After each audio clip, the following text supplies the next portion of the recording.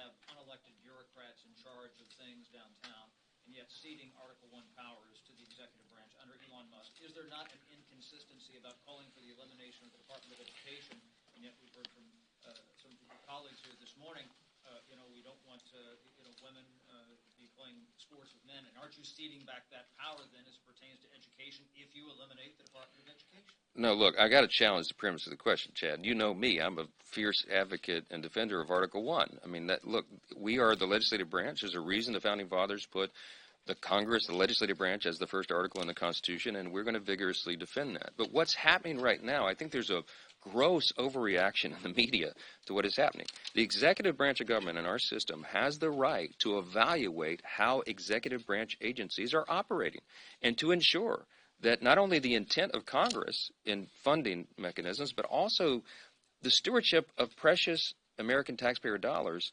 is being handled well. That's what they're doing by putting a pause on some of these agencies and by evaluating them, by doing these internal audits.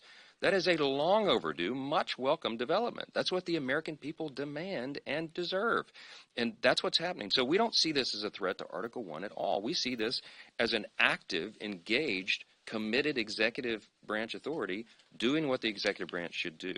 They have broad discretion in all the funding, as you all know, because you follow this. When Congress funds an agency, they give broad discretion to the executive branch on how it's administered.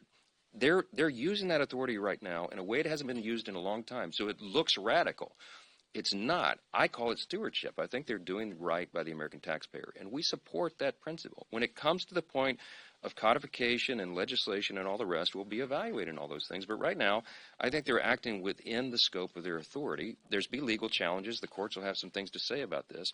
But so far as I'm concerned, Chad, this is not a usurpation of authority in any way. It's not a power grab. I think they're doing what we've all expected and hoped and asked that they would do. For years, members of the legislative branch in Congress, Senate and House, have asked for details. They've asked for the expenses of USAID. I mean, look, this is what was uncovered. 3 just quick examples. I mean, you tell me if this is unreasonable.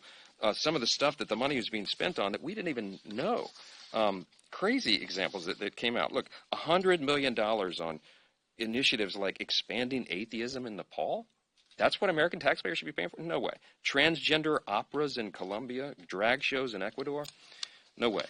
The American people want us to, we have a $36 trillion federal debt. It is a serious threat to the future and security of our nation.